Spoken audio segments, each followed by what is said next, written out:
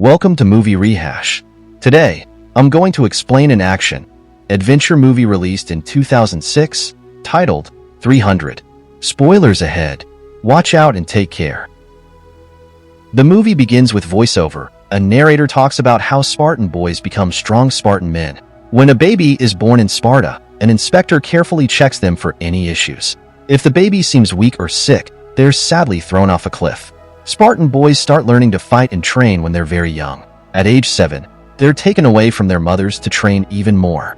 They go through special ceremonies before they can go back home. In Sparta, life is going on as usual when a messenger from Persia arrives in the city. He wants to talk to King Leonidas, and he's holding the skulls of other leaders who didn't agree with Persia. The messenger, along with his guards, is taken to meet the king. He explains that he's representing Xerxes, the powerful Persian leader who has conquered many cities, including Athens. Xerxes wants Sparta to surrender to him. When Queen Gorgo speaks up, the messenger gets angry and questions how a woman can speak among men. But she confidently replies that Spartan women are the ones who give birth to strong men. The messenger advises King Leonidas to think carefully before responding to Xerxes' request, but the king confronts him aggressively, pointing his spear at the messenger's face. This forces the Persian to retreat towards a deep pit seen earlier. The messenger protests, saying that killing a messenger is against the rules and calls it blasphemy. In response, Leonidas boldly declares, "This is Sparta," before pushing the messenger and his guards into the pit. In Sparta, there's a rule that even if the king desires war, he must first seek advice from the oracle and the ephors, who are the priests of the gods. The ephors are described as being more like creatures than men. The oracle, the most beautiful young girl in Sparta, holds a unique position. However, her beauty is also her burden. She's compelled to dwell in the mountains with the unattractive ephors, often intoxicated or sedated, in order to reveal truths or predictions. Leonidas ascends the mountains and, after offering gold to the ephors and outlining his strategy to trap Xerxes' army in the north, he inquires about the oracle's guidance. The oracle, an ethereal woman draped in white and resembling someone submerged in water, predicts the fall of Sparta. The ephors, however, advise against going to war. This frustrates the king, who finds it difficult to remain idle in the face of impending danger. In the following scene, one of the councilmen named Theron is shown, paying the ephors with gold, which he received from the Persians, in exchange for advising the king not to go to war. The next morning, Leonidas and his captain inspect their small army of 300 warriors. Leonidas notices that one of the men is the captain's son. He remarks that the son seems too young and inexperienced, having not yet experienced the companionship of a woman. However, the captain insists that his son is capable of fighting. The son appears proud to stand among the strong warriors. Theron and the other councilmen approach the king and question his actions. Theron cites the oracle's prophecy and reminds the king of the rules and laws. The king casually responds that he's simply taking a walk and that these 300 men are just his personal guards. Theron sarcastically asks where the king is planning to walk, to which the king responds, "To the north." Before they depart, the queen gives Leonidas her necklace and tells him to return either with his shield. While on their march, they encounter another group, the Arcadians. Their leader mentions that they've heard of Sparta's intention to confront Xerxes and express their willingness to join forces. But he is surprised at the small number of men the king brought with him.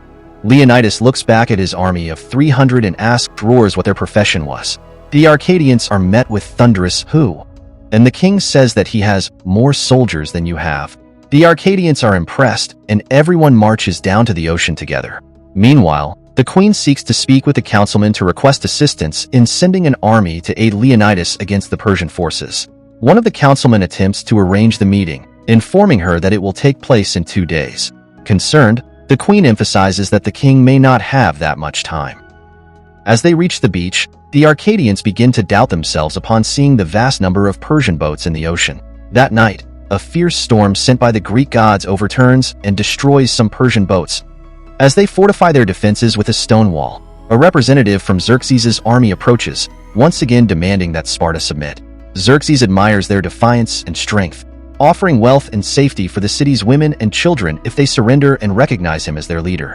The messenger ridicules the Spartans' stone wall until he sees dead bodies hidden within it, realizing they're Persians from the lookout. Enraged, a Spartan warrior severs the messenger's arm and commands him to relay the message to Xerxes that the battle is on. Meanwhile, some Spartans notice someone following them. revealed to be Ephialtes, a hunchbacked individual offering to aid in the fight. Ephialtes warns the king of another opening the Persians can exploit. Though he wields his spear skillfully, Ephialtes cannot lift his heavy shield.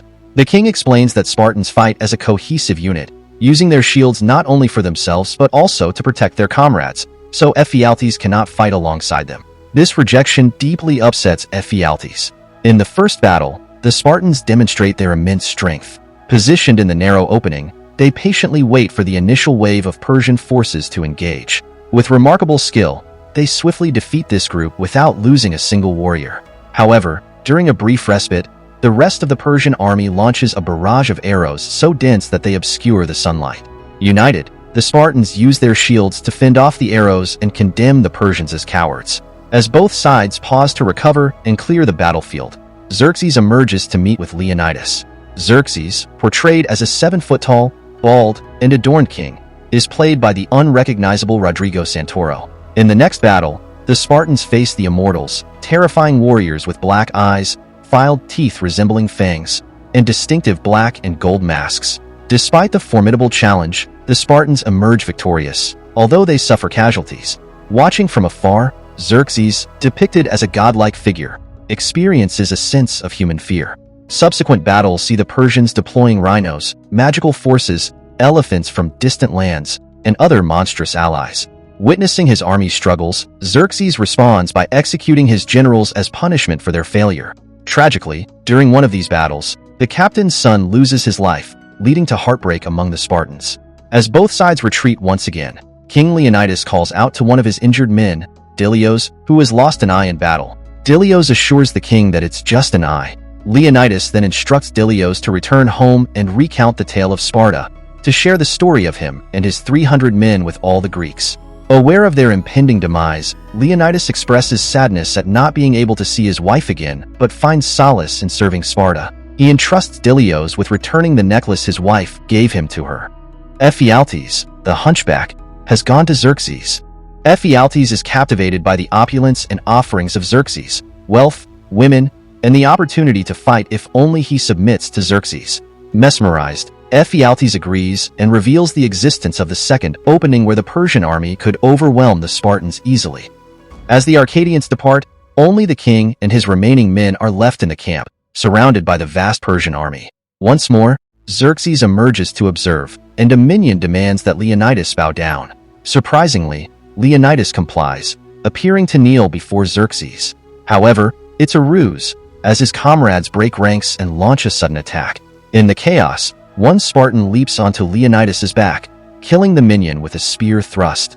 Amidst the renewed fighting, the king seizes his spear and hurls it, slicing through Xerxes' cheek but not killing him. Xerxes, taken aback, clutches his bleeding face. One by one, the Spartans fall, including the king himself. As he lies dying, a comrade expresses it's an honor to die at his side, to which the king responds that it was an honor to live beside them. Facing the sun, he whispers his final words, "My love," before the Persian army ensures their deaths with a barrage of arrows. Dilios returns home and presents the queen with the necklace, spreading the story of their victory far and wide. The film ends with a scene set 1 year later, where Dilios appears to have assumed leadership of the Spartan army. They are preparing to face the Persians once more, this time with a massive army of thousands of Spartans.